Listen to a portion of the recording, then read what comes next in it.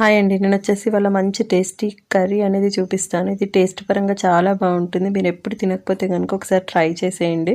ముందుగా stove on చేసి pan పెట్టుకొని ఒక 2 టేబుల్ స్పూన్ అంత ఆయిల్, పోపు దినుసులు, మినపప్పు, ఒక 2 ఎండుమిర్చి వేసినాక ఒక 3 సన్నగా చాప్ చేసుకున్న ఆనియన్ వేసి బాగా మగ్గనివ్వాలండి. సాల్ట్ వేసేసి అది బాగా మగ్గనిచ్చిన తర్వాత అందులో 1 టేబుల్ స్పూన్ అల్లం వెల్లుల్లి పేస్ట్, 3/4 టీ స్పూన్ అంత పసుపు వేసి బాగా ఫ్రై అనేది చేసుకొని ఒక గంట ముందే పెసరపప్పును నానబెట్టుకోవాలండి 100 గ్రాములు. అది ఇందులో వేసేసి బాగా కలిపేసి లిడ్ పెట్టి క్లోజ్ చేయాలి. నూనెలో బాగా పప్పు అనేది ఉడకాలండి. 70% పప్పు అనేది కుక్ అవుతే సరిపోతుంది.